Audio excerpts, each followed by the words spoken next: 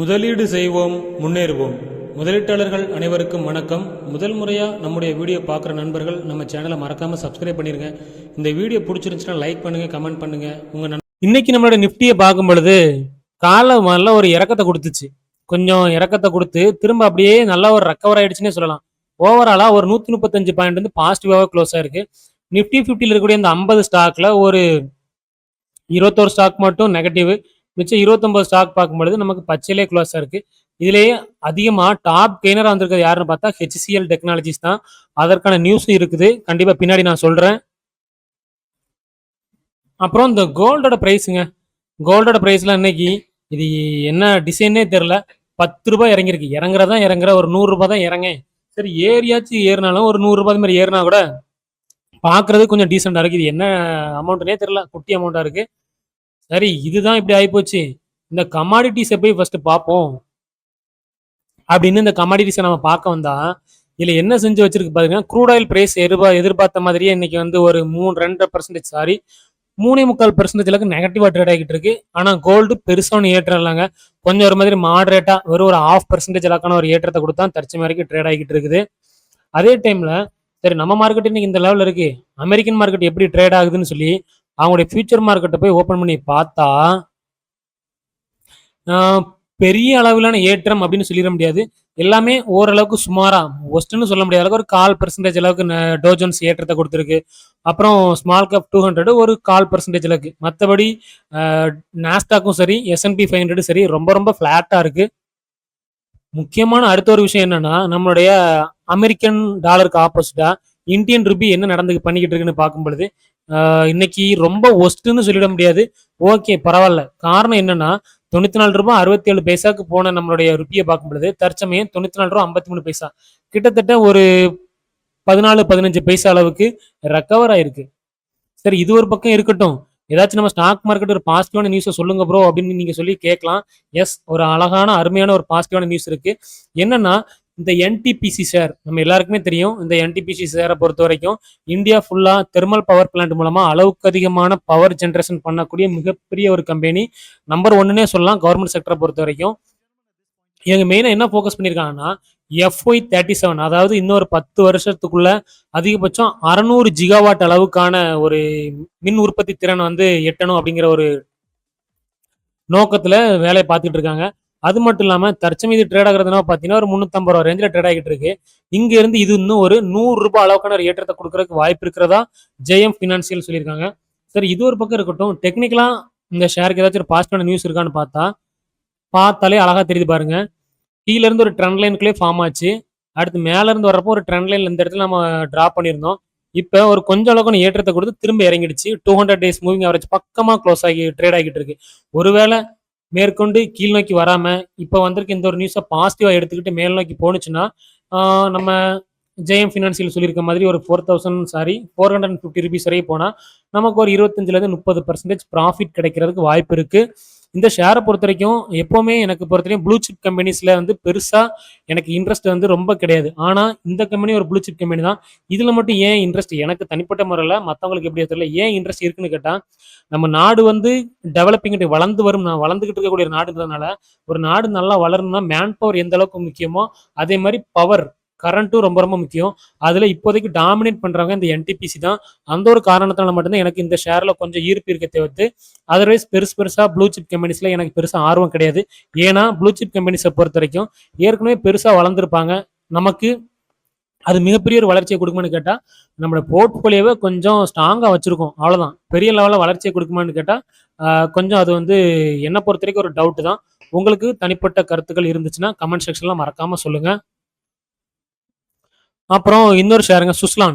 இந்த ஷேரும் இதே மாதிரி பவர்ல தான் இருக்காங்க. NTPCயை பொறுத்த வரைக்கும் தெர்மல் பவர் பிளான்ட்ல இருக்கிறாங்கன்னா, இந்த சுஸ்லான் ஷேரை பொறுத்த வரைக்கும் ஃபுல் அண்ட் பியூரா விண்டு பவர், அதாவது காற்று, அந்த ஃபேன் இருக்குல்ல, காற்றாலை மூலமா தான் வந்து இங்க முழுக்க முழுக்க பவர் வந்து ஜென்ரேட் பண்ணிட்டு இருக்காங்க. இப்பவும் இந்தியாவில் பொறுத்த வரைக்கும் இந்த ரினியூவபிள் எனர்ஜி ரிலேட்டடா எல்லா ஸ்டாக்ஸும் நல்ல ஒரு ஏற்றத்தை கொடுத்து வந்துகிட்டு இருக்கு. அந்த வகையில பார்க்கும் பொழுது இந்த சுஸ்லானும் ஒரு காலத்துல 8 ரூபாய்க்குலாம் ட்ரேட் ஆகிட்டு இருந்துருச்சு. அந்த டைம் நான் அந்த ஷேரை பார்த்திருக்கேன். தற்சமயம் அது அங்கிருந்து நல்ல ஒரு ஏற்றத்தை கொடுத்து 55 ரூபா 56 ரூபாய் ரேஞ்சில் ட்ரேட் ஆகிட்டு இருக்கு. சரி, இப்போ இதுக்கு என்ன ஒரு பாசிட்டிவான நியூஸ் இருக்குன்னு சொன்னா, ஏற்கனவே இந்த ஷேர்ல நல்ல ஒரு ஏற்றத்தை கொடுத்து வந்துகிட்டு இருக்கு. இந்த ஷேர்லாம் ஒரு 40 ருபீஸ், அதாவது ஒரு 40 ரூபாய் இருக்கும்போது, ஒரு 2, 3 மாசத்துக்கு முன்னாடி இருக்கும்போதே கூட அந்த டைம்லயே நான் வந்து என்னோட வீடியோ பார்க்குற நண்பர்களுக்கு தெரிஞ்சிருக்கும். நான் வந்து கோ த்ரூ பண்ணுவேன் இந்த ஷேர்ல அப்படிங்கிறத சொல்லியிருந்தேன். அங்கிருந்து நல்லாவே ஒரு 40% அளவுக்கான ஏற்றத்தை கொடுத்துருச்சு. அது மட்டும் இல்லாம இந்த ஷேரும் இப்போதைக்கு டார்கெட் பிரைஸ் என்ன கொடுத்துருக்காங்க அப்படின்னா, ஒரு 65 ருபீஸ் வரைக்கும் போறதுக்கான வாய்ப்பு இருக்கிறதா அந்த இருக்கு பாருங்க. 65 ருபீஸ் வரைக்கும் போறதுக்கு இந்த ஷேருக்கு வந்து பொட்டன்ஷியல் இருக்கு அப்படின்னு யார் சொல்லியிருக்காங்கன்னா, அதே ஜேஎம் ஃபினான்சியல் தான் சொல்லியிருக்காங்க. பொறுத்திருந்து பார்ப்போம் இந்த ஷேர் போகுதான்னு. டெக்னிக்கலா அந்த ஷேரை பத்தி பார்க்கும் பொழுதும் சூப்பரா ஒரு ட்ரெண்ட் லைன் ஃபார்ம் பண்ணிருக்கு பாருங்க. கீழ ரூ. 37 ரூ. 38 ரேஞ்சில் நல்ல ஒரு சப்போர்ட். மேல இருந்து உங்களுக்கு ட்ரெண்ட் லைன்ல பார்க்கும்போது ஒரு ஃபார்மேஷன் ஆயிருக்கு. இந்த இடத்துல பாத்தீங்கன்னா தெரியும் உங்களுக்கு ஒரு சின்னதா ஒரு பிரேக் அவுட் நடந்திருக்கு பாருங்க. இந்த ட்ரெண்ட் லைனை தாண்டி மேல பிரேக் அவுட் வச்சிருக்கு. ஒருவேளை அடுத்த வாரத்துல இருந்து அடுத்த மாசம் வந்து ஒரு 10 நாள் 15 நாள்ல இருந்து குவார்டர்லி ரிசல்ட்லாம் வர ஆரம்பிச்சிரும். அந்த டைம்ல இந்த மாதிரியான ஷேர்களுக்கு பாசிட்டிவான ரிசல்ட்டும் கொடுத்தாங்கன்னு சொன்னா அந்த ஜேஎம் ஃபினான்சியல் சொன்ன மாதிரி நடக்கலாம், சான்சஸ் இருக்குன்னு தான் நான் பார்க்குறேன். அப்புறம் ஹெச்சிசிஎல்ங்க. ஹெச்சிசிஎல் ஷேர் ஐடி ஸ்டாக்ஸ்க்கு வந்து இப்போ வந்து போதாத காலம் அப்படின்னே சொல்லணும். ஏன்னா கடந்த ஒரு 8 மாசமா இவங்க இந்த ஐடி ஷேரை போட்டு அடிக்கிறாங்க, திருப்புறாங்க, மிதிக்கிறாங்க அப்படின்னு என்ன வார்த்தை வேணாலும் சொல்லலாம். எல்லாமே செஞ்சுட்டாங்க. இந்த ஹெச்சிசிஎல் ஷேரும் என்ன பண்ணிருக்கு, ஃபர்ஸ்ட் சார்ட்டை காட்டிட்டு வந்துடுறேன் பாருங்க. 2000 ரூபாயில இருந்த ஷேரு அப்படியே அங்க இருந்து 1100 ரூபாய்க்கு வந்துருச்சுங்க. அதாவது 46% அளவுக்கான இறக்கத்தை கொடுத்துருச்சு இந்த ஷேர். அந்த அளவுக்கு கொடுத்துருச்சு. சரி, இப்போ இவங்களுக்கு இன்னொரு பாசிட்டிவான நியூஸ் வந்திருக்குன்னு கேட்டா, இவங்க ஆர்டிஃபிஷியல் இந்த ஷேர் இந்த ஐடி ஸ்டாக்ஸை பொறுத்த வரைக்கும் எல்லாமே ஏன் இறங்க ஆரம்பிச்சுது அப்படின்னா, அந்த ஆர்டிஃபிஷியல் இன்டெலிஜென்ஸ் ரிலேட்டடான நியூஸ் வந்து வந்த ஒரு காரணத்தில் இதெல்லாம் இறங்க ஆரம்பிச்சது. நம்ம இந்தியன் இருக்கக்கூடிய ஐடி ஸ்டாக்ஸ் வந்து பெருசா யாருமே ஆர்டிஃபிஷியல் இன்டெலிஜென்ஸ் வந்து பெருசா இன்வெஸ்ட்மெண்ட் பண்ணல. அதனால தொடர்ந்து இறங்கிட்டே இருந்துச்சு. இப்போ ஹெச்சிசிஎல் பொறுத்த வரைக்கும் ஒரு 1427 கோடி ரூபாய் அளவுக்கான பணத்தை சர்வம் ஏஐ அப்படிங்கிற ஒரு கம்பெனி வந்து இன்வெஸ்ட் பண்றாங்க. கிட்டத்தட்ட அந்த கம்பெனில 10% அளவுக்கான ஸ்டேக்ஸ் வந்து ஹெச்சிசிஎல் வாங்குறாங்க. இவ்வளவு 1427 கோடியை வச்சு. இந்த ஒரு நியூஸை பாசிட்டிவா எடுத்துக்கிட்டு இந்த ஷேர் இன்னைக்கு என்ன செஞ்சிருக்குன்னா ஒரு 3.5%, அதாவது நிஃப்டி 50ல இன்னைக்கு டாப் கெய்னரா வந்திருக்குது இந்த ஹெச்சிசிஎல் டெக் தான். இந்த நியூஸை பொறுத்த வரைக்கும் ஒரு 2-3 நாளைக்கு தாங்கும். அதுக்கடுத்து திரும்பவும் ஒரு ஏற்றத்தை கொடுக்கணும் அப்படின்னா இவங்களோட ரிசல்ட்ல வந்து இந்த ஆர்டிஃபிஷியல் இன்டெலிஜென்ஸ் மூலமா பண்ண இன்வெஸ்ட்மெண்ட் ஒரு ரியாக்ஷனை கொடுத்தா மட்டும்தான் இந்த ஐடி ஸ்டாக்ஸ்ல மேல வரும்னு நான் எதிர்பார்க்கிறேன். அப்படி இல்லைன்னா அமெரிக்காவில் இருக்கக்கூடிய ஏஐ ஸ்டாக்ஸ் விழணும். அப்பதான் இது வந்து எந்திரிக்க ட்ரை பண்ணும். அதர்வைஸ் ஐடி ஸ்டாக்ஸை பொறுத்த வரைக்கும் தற்சமயம் வந்து ஒரு பெருசா ஒரு அப் ட்ரெண்ட் வர்றதுக்கான வாய்ப்பு இல்லைன்னு தான் நான் பாக்குறேன். ஆனா டெக்னிக்கலா பார்க்கும் பொழுது இந்த ஷேருக்கு இந்த 1100 ரூபான்ற நல்ல ஒரு சப்போர்ட்டுங்க. இப்போ இந்த சப்போர்ட் லெவல்ல இருந்தா கொஞ்சம் ஒரு அப்சைடு வந்திருக்கு. ஒரு 50 ரூபாய் அளவுக்கு தான் ஏற்றத்தை கொடுத்துருக்கு. பெருசா ஒன்றும் ஏறல. ஸோ அந்த சப்போர்ட் லெவலை பேஸ் பண்ணி வாங்கணும்னு நினைக்கக்கூடிய, அதாவது சப்போர்ட் லெவல்ல ப்ளூ சிப் கம்பெனி வாங்கணும்னு நினைக்கிறவங்க இந்த மாதிரி டேத்தை யூஸ் பண்ண நினைச்சாங்கன்னா யூஸ் பண்ணிக்கிறத பத்தி கொஞ்சம் யோசிச்சுக்கோங்க. அடுத்து இன்னொரு பாசிட்டிவான நியூஸ் சொல்லுவோம். ஏற்கனவே என்டிபிசி எந்த ஏற்றத்தை கொடுக்கறதுக்கு வாய்ப்பு இருக்கிற மாதிரி ஜெஃப்ரிஸ் என்ன சொல்லியிருக்காங்கன்னா, எஸ்பி அதாவது state bank of India share தற்சமயம் ட்ரேட் ஆகக்கூடிய அந்த 1017 ரூபான்றதுல இருந்து ஒரு 28% அளவுக்கான ஏற்றத்தை கொடுக்கறதுக்கு வாய்ப்பு இருக்கு அப்படின்னு சொல்லியிருக்காங்க. அதாவது ஒரு 1300 ருபீஸ் வரைக்கும் டார்கெட் கொடுத்துருக்காங்க இந்த ஜெஃப்ரிஸ். இவங்க சொல்ற மாதிரி நடக்குதா அப்படிங்கிறத நம்ம பொறுத்து தான் பார்க்கணும். இவங்களுடைய சார்ட்டையும் நம்ம பார்க்கும் பொழுது இது நடக்குமான்னு கேட்டா ஒரே ஒரு பாசிட்டிவான விஷயம் டெக்னிக்கலா என்ன பாக்குறேன்னா 200 டேஸ் மூவிங் ஆரச்சு தாண்டி மேல க்ளோஸ் ஆகி இப்போதைக்கும் ட்ரேட் ஆகிட்டு இருக்கு. ஆனா ரீசெண்டா ஒரு 2 நாளா கொஞ்சம் கொஞ்சம் இறக்கத்தை கொடுத்துக்கிட்டு இருக்கு. ஒருவேளை இந்த 200 டேஸ் மூவிங் ஆரச்ச கட் பண்ணி கீழே வராமலும் இருந்து இந்த குவார்டர்லி ரிசல்ட்டும் இவங்களுக்கு பாசிட்டிவா வந்துச்சுன்னா ஒருவேளை ஜெஃப்ரி சொன்ன மாதிரி நடந்தாலும் நடக்கலாம், ஆச்சரியப்படுறதுக்கு இல்லை. இன்னொரு பக்கங்க ஹெச்சிசிஎல் ஷேருக்கு நல்ல காலம்னா டிசிஎஸ் ஷேருக்கு சோதனை காலம், போதாத காலம்னு தான் சொல்லணும். எப்போ வந்து நம்மளுடைய ரத்தன் டாட்டா அவர்கள் வந்து இறந்தாரோ அதுல இருந்தே இந்த டாடா கம்பெனிஸ்ல எல்லா ஒரு ஷேரை மாத்தி ஒரு ஷேரை அடிச்சு பிரிச்சுக்கிட்டு இருக்கிறாங்க. அந்த டைப் அந்த மாதிரி இதுல டிசிஎஸ்க்கு இப்ப இன்னொரு நெகட்டிவான ஒரு நியூஸ் வந்துருச்சுன்னு கேட்டா ஒரு பேட்டன் ரிலேட்டடா ஒரு கேஸ் வந்து டிசிஎஸ் வந்து அமெரிக்காவில் உள்ள கோர்ட்ல வந்து அப்பீல் போயிருந்தாங்க. அந்த அப்பீல் போனதுல டிசிஎஸ்க்கு ஆப்போசிட்டா தீர்ப்பு வந்துருச்சு. அதாவது ஒரு 168 மில்லியன் அளவுக்கான பணத்தை வந்து இவங்க இன்னொரு கம்பெனிக்கு கொடுக்கணும் அப்படிங்கிறத சொல்லிட்டாங்க. அந்த ஒரு காரணத்தினால இந்த ஷேர் வந்து அடுத்தடுத்து வரக்கூடிய நாட்கள்ல கொஞ்சம் நெகட்டிவா ட்ரேட் ஆகிறதுக்கு வாய்ப்பு இருக்கு. சரி, இந்த 168 மில்லியன்னா இந்தியன் ருப்பியில கன்வெர்ட் பண்ணி பார்க்கும் பொழுது ஒரு 1587 கோடிங்க. இந்த அளவுக்கான பணத்தை டிசிஎஸ் வந்து ஒருவேளை அந்த கம்பெனிக்கு கொடுத்தாங்கன்னா வரக்கூடிய குவார்டர்லி ரிசல்ட்ல கண்டிப்பாக டிசிஎஸோட ரிசல்ட்ல இது ரிஃப்ளெக்ட் ஆகும். ஒரு 1600 கோடி வந்து துண்டு விழும். ஏற்கனவே இந்த டிசிஎஸ் வந்து எப்படி ரிசல்ட் கொடுக்குறாங்க அப்படிங்கிறத ஃபர்ஸ்ட் நம்ம பார்க்கணும். இப்ப ரிசல்ட் என்ன ரிசல்ட் கொடுக்க போறாங்கன்னா ஜூன் குவார்ட்டருக்கு கொடுக்க போறாங்க. ஒவ்வொரு வருஷமும் அந்த மார்ச் மாசத்துக்கும் ஜூன் மாசத்துக்கும் என்ன நடந்திருக்குன்றத நீங்க ஈஸியா பார்க்க முடியும். என்னன்னா மார்ச்சுக்கும் ஜூனுக்கும் ஏற்கனவே நார்மலாவே வந்து ரிசல்ட் வந்து கொஞ்சம் கம்மியா தான் குடுக்குறாங்க. எப்பன்னா 2024 அப்படிதான் நடந்திருக்கு. 2023லயும் அப்படிதான் நடந்திருக்கு. 2025ல மட்டும் கொஞ்சம் இது வித்தியாசமா நடந்திருக்கு. அதர்வைஸ் இந்த குவார்டர்லி ரிசல்ட்லயும் ஒரு 1600 கோடி துண்டு விழுந்துச்சுன்னா ஏற்கனவே ஐடி ஸ்டாக்ஸ் நல்ல ஒரு டைமா இல்ல.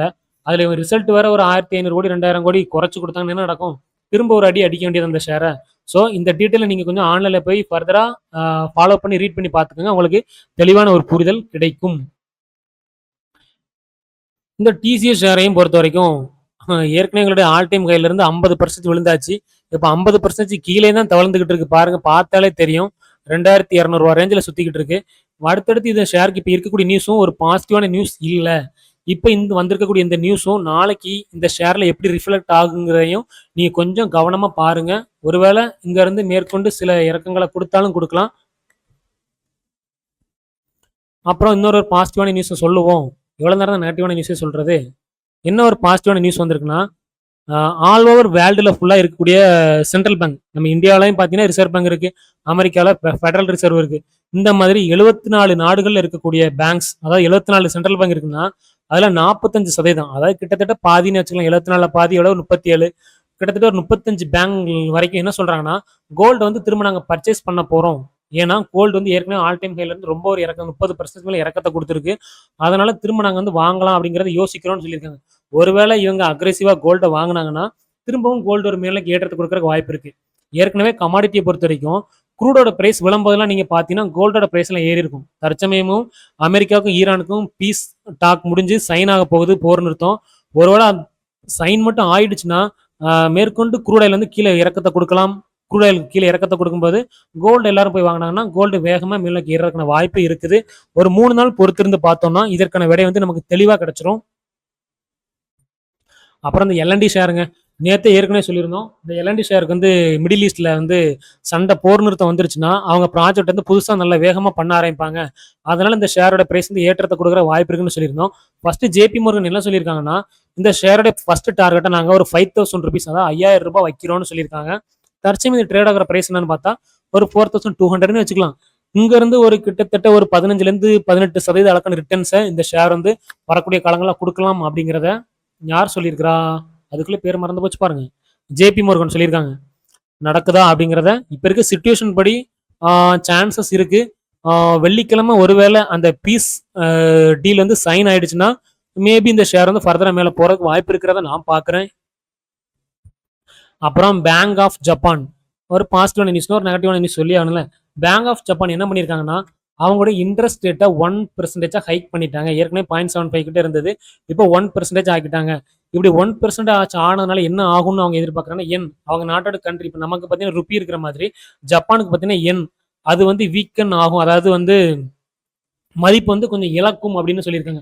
அப்புறம் எதுக்கே நீங்க ரேட்டை ஹைக் பண்றீங்கன்னு கேட்டா, ரேட்டை ஹைக் பண்ண மட்டும் இன்ஃபிளேஷனும் ஏறி பொருளாதாரமே மந்த நிலை, அதாவது எப்படி சொல்றதுன்னா எக்கனாமியே டவுன் ஆயிரும் அப்படின்னு பயந்து போய் அதுக்கு ஆப்போசிட்டா இந்த இன்ட்ரெஸ்ட் ரேட்டை இன்க்ரீஸ் பண்ணியிருக்காங்க. அவங்க இன்க்ரீஸ் பண்ணிட்டாங்க. நம்ம பார்த்தீங்கன்னா இந்த மாசத்துல ஜூன் மாசம் ஸ்டார்டிங்ல நம்ம ஆர்பிஐயோட மீட்டிங் நடந்துச்சு. அவர் இன்ட்ரெஸ்ட் ரேட்டை இன்க்ரீஸ் பண்றத பத்தி எதுவும் பேசல. அடுத்து இன்னும் 2 மாசம், அதாவது 2 மாசம் மீன்ஸ் ஒரு ஆகஸ்ட் டைம்ல மறுபடியும் ஒரு மீட்டிங் நடக்கும். அதுல என்ன முடிவு எடுக்கிறாங்க அப்படிங்கிறத பொறுத்து நம்ம மார்க்கெட்டோட மூவ்மெண்ட் கொஞ்சம் முன்ன பின்ன இருக்கும். அடுத்து இன்னொரு பாசிட்டிவான விஷயங்க என்ன ஷேருக்குன்னா, இந்த பெட்ரோநெட் எல்என்ஜி ஷேரை பொறுத்த வரைக்கும் ஒரு 2% ஏற்றத்தை கொடுத்துருக்கு. காரணம் என்ன அப்படின்னா, கத்தார்ல இருந்து தான் நமக்கு மேக்ஸிமம் வந்து எல்என்ஜி வேர்ல்டு ஃபுல்லாவே கத்தார் தான் வந்து எல்என்ஜி அதிகமாக ப்ரொடியூஸ் பண்ணிட்டு இருக்காங்க. இப்போ இந்த மிடில் ஈஸ்ட்ல இந்த கிரைசிஸ், இந்த வார் நடந்ததுனால கத்தாரை போட்டு அடின்னு அடிச்சாங்க ஈரான். அதனால கிட்டத்தட்ட அங்கே ரொம்ப வந்து நேச்சுரல் கேஸே ப்ரொடியூஸ் பண்ண முடியாத லெவலில் இருந்தாங்க. இப்போ இந்த போர் நிறுத்தம் வர்றதுக்கான வாய்ப்பு இருக்கிற ஒரு காரணத்தினால கத்தார் என்ன சொல்லியிருக்காங்கன்னா, நாங்க திரும்பவும் எல்என்ஜி ப்ரொடக்ஷன் வந்து ஆரம்பிக்க போறோம்னு சொல்லியிருக்காங்க. அந்த ஒரு காரணத்தினால இந்த பெட்ரோநெட் எல்என்ஜி ஷேரும் ஏற்றத்தை கொடுத்துருக்கு. காரணம் என்னன்னா, அங்கிருந்து நாம வந்து அளவுக்கு அதிகமான எல்என்ஜி வந்து வாங்கி இங்க பெட்ரோநெட் வந்து வித்துக்கிட்டு இருக்காங்க. இப்போ அங்கிருந்து சப்ளை கிடைக்கும் போது இவங்களுக்கு வந்து சேல்ஸ் இன்க்ரீஸ் ஆகும், அதனால ப்ராஃபிட் கூடும்ன்ற எதிர்பார்ப்புல இவங்க இந்த ஷேர் வந்து எனக்கு ஏறி இருக்குது. இது இன்னும் இந்த நியூஸ் வந்து எவ்வளவு நாளைக்கு இந்த ஷேரை தூக்கி பிடிக்குது அப்படிங்கிறத நம்ம பார்க்கணும், பொறுத்திருந்து பார்ப்போம். அப்புறம் இந்த வீடியோ கண்டிப்பா உங்களுக்கு யூஸ்ஃபுல்லா இருந்திருக்குன்னு நம்புறேன் நண்பர்களே. வீடியோ உங்களுக்கு யூஸ்ஃபுல்லா இருந்துருந்துச்சுன்னா நம்ம சேனலை மறக்காம சப்ஸ்கிரைப் பண்ணிருங்க. வீடியோ லைக் பண்ணுங்க, கமெண்ட் பண்ணுங்க. உங்க நண்பர்களுக்கும் கண்டிப்பா ஷேர் பண்ணுங்க. அதுதான் நீங்க எனக்கு பண்ணக்கூடிய மிகப்பெரிய ஒரு ஹெல்ப்பா நான் பார்க்குறேன். மீண்டும் ஒரு வீடியோவில் சந்திப்போம். தொடர்ந்து முதலீடு செய்வோம். நிச்சயமாக நாம் முன்னேறுவோம்.